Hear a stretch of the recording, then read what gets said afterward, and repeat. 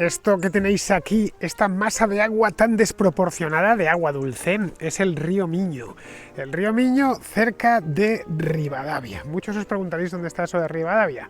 Bueno, diciendo Miño y diciendo Ribadavia, pues podréis inferir que me encuentro en Galicia, más concretamente en Orense, en un balneario, o junto a un balneario que tiene esta iglesia tan bonita, que es, he visto aquí el nombre, es una iglesia románica. Está España llena de auténticos tesoros. Es la iglesia de Santa Baia de Layas. Bueno, os la voy a mostrar para que la podáis ver y ahora nos metemos con el tema. Ahí la tenéis, iglesia de estilo románico del siglo XI. Fue la iglesia parroquial de Layas, que es el pueblo este de aquí. Ya sabéis que los pueblos aquí en Galicia son como un poco grandes, ¿no? Porque hay un montón de casas dispersas, así que uno no sabe muy bien dónde está el pueblo, pero debía andar por aquí. Bien, pues nada, la construyeron, se inundó esto y al parecer la reconstruyeron aquí al lado. Es una iglesia preciosa, por cierto, bien, bien bonita. Pero no os he venido a hablar de Ribadavia, ya me gustaría, que no está muy lejos, está arriba abajo, ni tampoco de esta iglesia que desconocía de su existencia hasta que he venido aquí. Me he puesto al lado del río. Hace un día en Galicia muy gallego.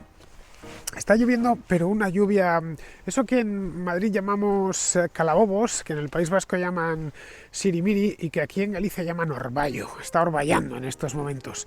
No es desagradable, pero hay mucha humedad, más de la que yo estoy acostumbrado. Pero bueno, como podéis ver, el paisaje es un paisaje bien bonito, muy típico del norte de España. Os venía a hablar de un tema que quiero abordar también en la contracrónica del lunes, pero que no quería dejarle sin su a la contra, que es en lo que estamos hoy. El tema es el escándalo que se ha armado a cuenta de la famosa ley del solo sí es sí. Esta ley entró en vigor el pasado 7 de octubre. La ley en sí creo que pasó por las Cortes a finales de agosto. No sé si el 25 o el 26. Fue una ley aprobada con agostidad y alevosía. Y esta ley en cuestión se llama Ley de Garantía, estoy hablando de memoria, Ley de Garantía Integral, les encanta lo de integral, ya sabéis, para la libertad sexual, o algo así, sí, Ley de Garantía Integral para la Libertad Sexual, pero todo el mundo lo conoce como Ley del sí es sí. Se la conoce no desde agosto, que se aprobó, sino desde mucho antes, porque este es un tema con el que Irene Montero, la ministra de Igualdad, estaba especialmente entusiasmada con la ley del sí es sí. Es algo como la ley trans, ¿no? Es uno de sus grandes proyectos de ley, que en este caso se ha convertido en leyes en vigor ahora mismo en todo el territorio español en el que me encuentro. Y desde entonces, desde que entró en vigor, 7 de octubre, esto es hace poco, el mes pasado, pues ha sucedido que varios tribunales han revisado y lo han hecho a la baja las condenas de algunos condenados, algunos delincuentes condenados por delitos sexuales, delitos de índole sexual. La verdad es que cuando uno lee el nombre de la ley de garantía integral para la libertad sexual y ve lo que ha sucedido, pues la verdad es que mucho no garantizaba esta ley, eso es lo cierto, mucha libertad sexual desde luego no la garantizaba. Y esto ha dado lugar a que entre unos y otros se pregunten qué es exactamente lo que ha pasado, porque claro, hay que te diga, no, la ley tenía buenas intenciones, pero esas intenciones se han substanciado en que algunos delincuentes con penas de cárcel importantes, pues han visto cómo durante estos días hemos visto, ellos para su suerte, claro, hemos visto cómo el legislador, pretendiendo una cosa, ha conseguido la contraria. Bien, esto se debe a que esta ley, como todas las leyes, a no ser que se ponga en contrario, se aplica con carácter retroactivo. Todas las leyes, por principio de derecho penal, se aplican con carácter retroactivo. Es precioso este lugar. Si tenéis la oportunidad de venir, tiene cada rinconcillo que es una maravilla. Bien, como os decía, todas las leyes que se aplican con carácter retroactivo, todas las leyes que se aprueban se aplican en principio con carácter retroactivo. Esto es un principio, como os digo, que está reconocido por el Código Penal. Me he apuntado exactamente el artículo del Código Penal en el que esto se consagra como tal. Es más, os lo voy a poner a pantalla completa y os lo voy a leer. Dice lo siguiente, el artículo 2 del Código Penal al respecto. Tendrán efecto retroactivo aquellas leyes penales que favorezcan al reo, aunque al entrar en vigor hubiera recaído sentencia firme y el sujeto estuviese cumpliendo condena. Es decir, en una palabra, que esto es parte de los derechos del condenado, de cualquier condenado. Y lo que se ha puesto en marcha, pues es ese mismo principio, ¿no? Nada más, como resulta que la modificación legal beneficiaba, en algunos casos, pues los reos, en ejercicio de su propia autonomía y de su propio beneficio, han pensado, o mejor dicho, sus abogados defensores, que conocerán mejor la ley que ellos, que quizá pueden ir, bueno, no quizá, lo han ido directamente a pedir que se rebaje la pena, porque las penas en algunos casos eran grandes y si te puedes quitar 2 años, pues ¿por qué no te los vas a quitar, no? Es decir, que tiene que revisarse, evidentemente, caso por caso, pero si aplica, aplica, y no hay que darle muchas más vueltas. La ley del solo sí es sí, esta ley integral para la libertad sexual, modifica algunos aspectos del Código Penal en materia de delitos contra la libertad sexual. Nos la presentaron como que iba a ser una revolución, y tanto como revolución no, pero sí es una ley que viene cubierta por una agenda, o respaldada por una agenda muy concreta, una agenda ideológica muy concreta, con la intención de que, bueno, evidentemente, que no se produzcan delitos de naturaleza sexual y que para quien los perpetre, pues le cayesen penas más altas, vamos, que la ley sirviese para disuadir a este tipo de criminales. Bien, entre estas modificaciones, esta ley elimina la distinción que había en el ordenamiento penal español entre abuso y agresión sexual. Esto lo pudimos ver con el famoso caso de La Manada, de esto ya hace un montón de años, que algunos hablaban, no es una violación, no exactamente, no es un abuso. Bien, dijeron que aquello era un disparate, que no podía ser y que era el origen de muchos de los males que nos afligían en aquel momento. Es que cómo es que se distinguen estas cosas. Bueno, pues otros legisladores en el pasado ya hicieron esa distinción. Bien, ahora bajo la nueva reforma, con la nueva ley, la ley del solo sí es sí, todo queda subsumido, englobado en un delito que es el llamado delito de agresión sexual, y pasa a considerarse así todo acto sexual que se produzca sin consentimiento. Evidentemente, ya os dijeron, el consentimiento es el centro de toda esta historia, correcto, pero es que siempre lo ha sido. En las relaciones sexuales tiene que haber consentimiento por ambas partes, si no, pues es un abuso o una violación, ¿no? En el momento en que no haya consentimiento por alguna de las dos partes. Ya os dijeron que el consentimiento de las mujeres, de los hombres nada se dice, ¿no? Bien, pues la ley esta, la nueva, la del solo sí es sí, reduce las horquillas mínimas, y esto es importante, de algunas de las penas, no de todas, pero sí de algunas de las penas.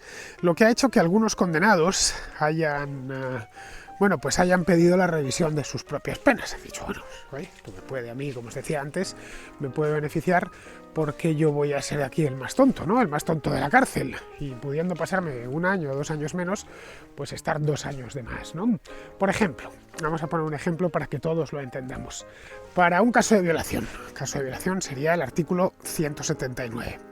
Se contempla una pena mínima de 4 años, ahora mismo, frente a los 6 años del Código Penal anterior. Es un cambio sustancial, como podéis ver. Son 2 años son 4 años frente a 6, son 2 años menos. Vamos a ir, no lo sé, un caso del que se ha hablado mucho estos días, la semana pasada. Este fue un auto de la Audiencia Provincial de Madrid, en el que se rebajaba la pena de 8 a 6 años de prisión este era un caso que fue muy conocido en su momento por un hombre que había abusado sexualmente de su hijastra. Bueno, como bien sabéis, alguien que abusa sexualmente de una mujer, pues es un criminal, y en este caso, pues con más razón, porque además creo que era menor de edad, en fin, un monstruo, absolutamente. Bien, con la ley Montero, con la ley del solo sí es sí, que también se la conoce así, claro, empiezan a llamarle ley Montero, y la trans esta también va a ser ley Montero, tendremos que hablar de la ley Montero bis. Bueno, pues con la ley Montero del solo sí es sí, la pena mínima en delitos contra la libertad sexual es de 6 años. Bien, esto es algo que ya se sabía, luego él ha pedido automáticamente que se lo reduzcan, ¿no? Y no hay mucho más. Poneos en lugar de este tipo, de cualquier otro, y como os decía, si os podéis pasar algo menos de tiempo en la cárcel, pues lo trataréis de hacer, ¿no? Bien, esto es algo, como os comentaba, que ya se había advertido, no es nuevo. No hay... ¿Cómo ha sucedido esto? Pero ¿cómo es posible? ¿Cómo es posible que nadie lo dijese? Sí se había dicho, lo habían dicho varias instancias. Y no estamos hablando de que lo hubiera dicho un partido político con intención de desgastar a la ministra, ¿no? Al contrario, lo había dicho un informe muy concluyente del Consejo General del Poder Judicial. De que no son precisamente unos cualquiera, bueno, concluyente y preceptivo, porque ese informe, cualquier ley tiene que llevar un informe del Consejo General del Poder Judicial, que no es un informe vinculante, no se puede cargar la ley, pero sí informa, da, digamos, hace un aporte experto, y digo yo que en el Consejo General del Poder Judicial de estas cosas saben, sí informa sobre las consecuencias que puede tener la aplicación de la ley en cuestión. En este informe, insisto, preceptivo, no es que el Consejo General del Poder Judicial fuese a tirarse a la yugular de la ministra y de los que hicieron esta ley del Ministerio de Igualdad. No, es que no les queda otro remedio que hacerlo porque lo tienen que hacer con todas las leyes nuevas. Bien, decía textualmente, y esto de nuevo, voy a colocaros una cartelita encima de la pantalla y os lo voy a leer, esto para que nos hagamos una idea. Dice: la reducción de los límites máximos de las penas comportará la revisión de aquellas condenas en las que se haya impuesto las penas máximas conforme a la regulación vigente. Bien, esto está escrito desde hace meses, insisto, desde hace meses, pero la ministra lo ignoró, y lo ignoró porque quiso ignorarlo, no por ninguna otra razón. También lo ignoraron no solo la ministra y el propio gobierno al que pertenece la ministra, sino que también lo ignoraron todos los partidos del hemiciclo, con dos honrosas excepciones. Una fue el Partido Popular y otra fue Vox, hasta Ciudadanos. Creo que menos un diputado de Ciudadanos, de los 10 que tiene, que votó en contra. El resto, todos votaron a favor de esto. Sí que habría que preguntarles, bien, ¿en qué estabais pensando? ¿No se leyeron ustedes el informe del Consejo General del Poder Judicial? La verdad es que si nos vamos a la hemeroteca, nos vamos al mes de agosto, bueno, incluso antes, cuando ya se estaba hablando de esto, desde Igualdad se indignaron, ¿no? Y se mostraron muy indignados. Lo que están diciendo es una locura. Dijeron que negaron abiertamente que se fuesen a producir rebajas en las penas. Lo calificaron en aquel momento abiertamente de propaganda machista. Dijeron que eso no podía suceder, que bajo ningún concepto, que los que estaban diciendo eso eran machistas, cuya única intención y única voluntad era perjudicar de forma abierta al gobierno, y que, bien, había que tenerlo en cuenta, que estas cosas sucedían porque son un gobierno feminista, un gobierno revolucionario en esta materia, y es normal que apareciesen siempre machistas y fascistas de los mercados a tratar de estropearles todas las conquistas que estaban haciendo. Esto es lo que se dijo en su momento. Es curioso, pero ahora están diciendo exactamente lo mismo. Vamos, que cuando se advirtió, sois machistas. Cuando ha sucedido, siguen siendo ustedes machistas. Ahora, lo que vienen a decir, aparte de que los que simplemente recuerdan lo que ha pasado, esos también son machistas, por supuesto, los jueces, naturalmente lo son, pero es que han llegado a decir esta última semana que no se están aplicando bien las penas, que están incumpliendo la ley, en una palabra. Esto lo ha dicho la propia ministra, Irene Montero. Ha dicho que la justicia, los jueces concretamente, están incumpliendo la ley. Eso es lo más grave de lo que se le puede acusar a un juez, que es de prevaricar, es decir, de no aplicar la ley o de desconocer la ley a sabiendas de que la está desconociendo, ¿no? Esto se ha llegado a decir una secretaria de Estado muy conocida también, Ángela Rodríguez Pam, les pidió el otro día que se formasen y que poco menos que volviesen a la universidad para los jueces, para que recibiesen su dosis de formación en género. Para un momento, porque os voy a enseñar lo bonito que está esto. Si es que me tengo que venir yo a hacerlos a la contra aquí, porque este paseo es una auténtica delicia. Mirad, con todas las... Claro, como no para de llover, pues hay nubes por todos los lados. Esos viñedos que veis ahí son de Ribeiro, porque esta zona es la denominación de origen de Ribeiro. Vamos, que se me está quitando las ganas de hablar de estas historias del Ministerio de Igualdad y quedarme mirando el paisaje. Bien, lo que dicen es que no saben de lo que hablan, que necesitan formación, y Ángela Rodríguez llegó a decir que hay serios problemas con el Poder Judicial. No sé ella, ¿quién tendrá por serios problemas con el Poder Judicial? Cuando el Poder Judicial lo que está haciendo exclusivamente es aplicar al Poder Judicial, los jueces, en una palabra, es aplicar la ley. Los jueces no aplican las leyes que ellos quieren, ellos no se las inventan, ellos son jueces, no son legisladores, ¿no? Puede ser que no les guste a título personal, pero eso no obsta para que tengan que aplicar la ley. Si una ley está muy mal redactada, pueden interpretarla en una o en otra dirección. Simple. En este caso la ley, y también se advirtió, estaba especialmente mal redactada, aunque aquí todos la están aplicando de la misma manera porque es explícita al respecto y automáticamente hay que tirar de ese principio de que se debe priorizar la pena más suave para el reo. Los seguidores de la ministra y de sus adláteres aseguran que esto, bueno, pues una campaña, la enésima campaña contra Podemos y el gobierno de Progreso y la propia Irene Montero, que los jueces son machistas, que son heteropatriarcales. Eso de la justicia patriarcal supongo que lo habréis oído en muchas ocasiones, ¿no? Pero claro, aquí hay otro tema importante y que debemos tener en cuenta, y es que en España hay más juezas que jueces, es decir, hay más jueces de sexo femenino. Creo que la proporción es algo así como 56% de juezas. No sé, todas son machistas, realmente. Así que no creo que esto se deba, vamos, sinceramente os lo digo, no creo que se deba al machismo judicial. Bueno, puede haber algún juez machista, eso está claro. La judicatura es pues como una botica, ¿no? Hay un poco de todo.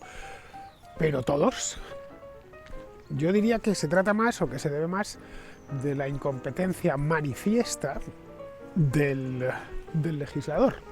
Los jueces, como digo, se limitan a aplicar las leyes, sean buenas, malas o regulares, les gusten o no les gusten, y no hay mucho más. Les da un poco igual. Pero bueno, esta gente ya sabéis cómo son. Todo lo que les lleva a la contraria, todo absolutamente, lo consideran un ataque personal, lo consideran una conspiración contra ellos y contra su causa, y arremeten por lo general de manera violenta y desagradable.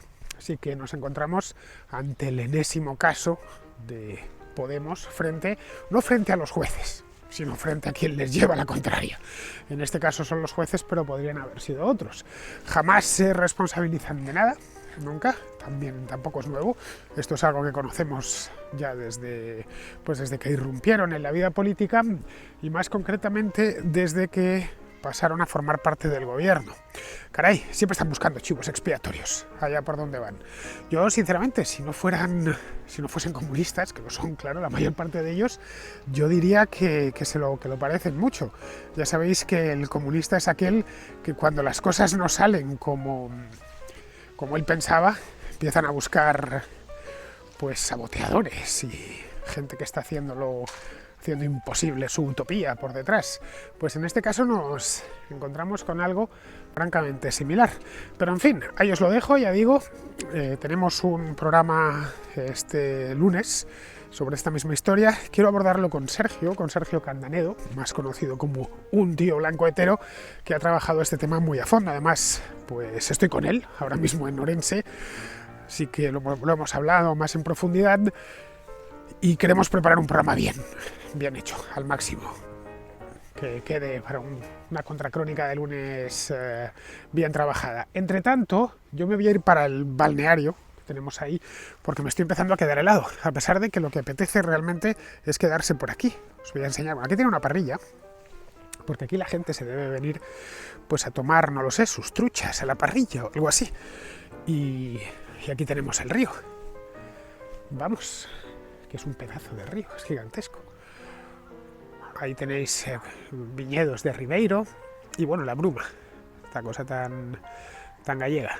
Es un lugar bonito, yo nunca había estado aquí anteriormente, pero la verdad es que vamos a estar solo un día, pero bueno, apetece quedarse mucho más tiempo.